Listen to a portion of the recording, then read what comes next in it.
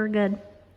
This is Goldie. She is going to demonstrate some calming stops with us today. The first calming stop that we're going to teach you is the easiest one for them to learn. It's called the cradle.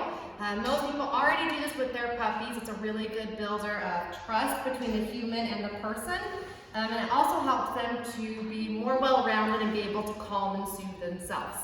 So the first calming stop is a cradle. So easy. You can see she's fighting just a little bit. We're looking for eye contact as much as possible here. Goldie. I'll encourage eye contact by talking to her. Hi. Hi. Ideally, if she's struggling, I'm going to give a little bit more pressure every time they struggle. I want to see her back legs just totally flop and relax. There's a girl. There's a good girl. Yes. Make sure you mark when she gives you that eye contact. Good girl. So she's submitting pretty quickly. She's still being a little bit vocal about it. Good girl. And that's a cradle. The second calming stop we're going to teach is a lot easier to do for bigger dogs. Right between our legs. Oh, she's a fighter. We're going to hold them like this. Same thing. We want these back legs to just relax as much as possible. The more they fight, the more pressure I'm going to give them. The more they relax, the more I'll relax.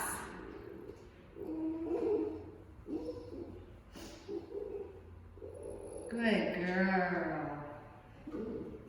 And you can encourage them to relax as much as you have to. Good job. Sometimes they'll just fall asleep like this. It's a really good calming technique. So if they're getting just a little bit out of control, they're starting to play a little bit too rough, I'll put them in one of these calming stops until they decide to calm down a little bit. Good girl. Yeah, I know. And then the third one, this is probably the most efficient and effective one that you can do to catch the dog from destructive play, playing too aggressively or too dominant. What a girl. So I'm going to, the back legs, this leg and this leg that are facing me are going to be my targets of what I'm trying to catch here. So I will just grab her. She's going to start fighting immediately. Back, those legs that are facing me, pull her down like this. So she really can't move right now. Her bottom legs are what she's going to try to use to get up. If I restrict those just by holding them, I'm not applying a lot of pressure, just enough to keep her still here.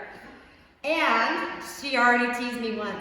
The most important part, keep your elbow and your arm down like this, holding their head down until they calm down. The first few times you'll do this, the dog fights, sometimes 30 minutes, sometimes 45 minutes. So when you're doing a calming stop, you have to be prepared to put the time in to complete the calming stop. Good girl. She's doing really well, considering she's an Australian Shepherd, which are usually a little bit more of a high drive. We've also exercised her to help with this calming stop today. And you can see you'll kind of wait as long as you have to for a big deep breath. I'll do a big sigh. And again, if they fall asleep, that's great. So I don't know if you caught that. I let go just a tiny bit and she started pulling, so I grabbed her again. Good girl. And this isn't supposed to be a fight with your dog. We want it to be, oh, here she goes with her fights. Good job. She settled right down. Good job. And hold them as long as you have to. She's still not quite ready to give up. After your second or third time doing this, it should decrease the amount of time it takes to do it every single time, to the point where you'll be able to do this at the vet's office.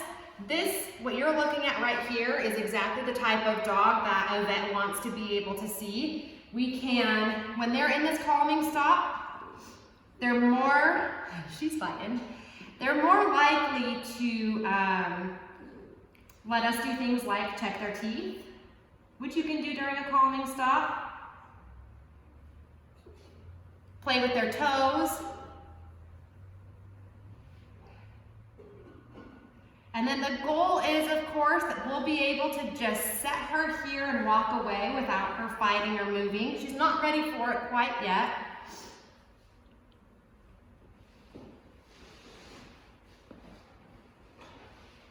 Still not ready.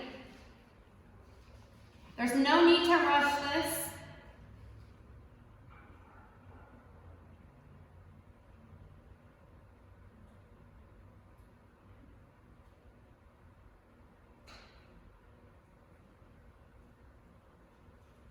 You'll see it in their eyes when they're ready to relax, and they'll take this deep breath.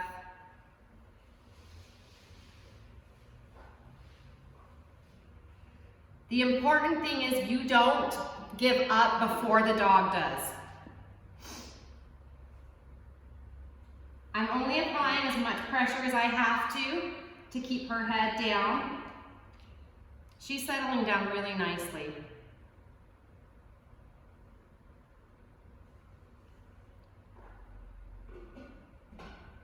Her breathing pattern has already slowed down quite a bit.